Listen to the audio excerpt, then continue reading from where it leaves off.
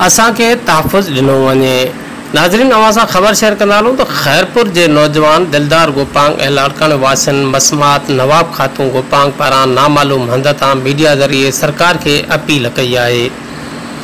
हिननि चयो आहे त असां पाण में मासात आहियूं, माइट असांजी शादीअ में रुकावटूं विझी रहा हुआ, उन करे असां मजबूर थी घरां निकिरी शादी कई है।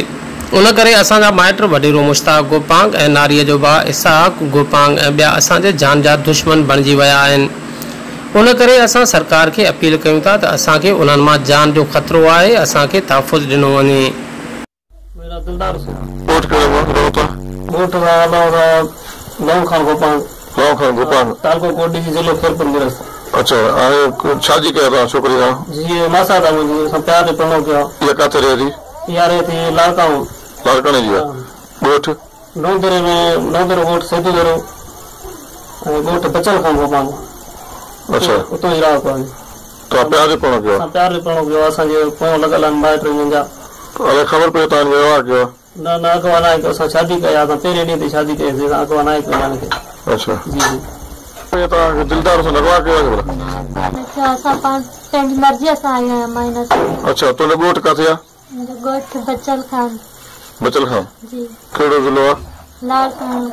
अच्छा लाल को रहते तो मन काय वर्गला है ना हां जी ता क्या खतरो है मुझे वारसन का मुझे माइटन का पुलिस तो मदद करे थी ना पुलिस नथी करे पुलिस उन्हनि जी साइड आहे। हाँ तो छा खपे हाणे असांखे तहफ़ुज़ खपे सेफ्टी खपे असांखे अपील आहे वज़ीर आज़म वज़ीर आला सुप्रीम कोर्ट के असांजी मदद करे। मुझे मासाद मुझे जो माइट आहे वेझ वो धमकी तो मारण जो गाड़ी पाए अचनि ते असां तव्हांखे मारींदासीं ऐं एसएचओ कोडी जी जेको आहे उनजी दौर बणियल आहे उन्हनि पूरा केस कया आहिनि असांजे मथां। अञा त मुंहिंजे माइटनि खे ॿधनि था पिया। मेहरबानी करे असांखे तहफ़ुज़ ॾिनो वञे। असां दरबार जी ज़िंदगी गुज़ारियूं था हिते हुते रहूं था लुकी छपी असांखे तहफ़ुज़ ॾिनो वञे।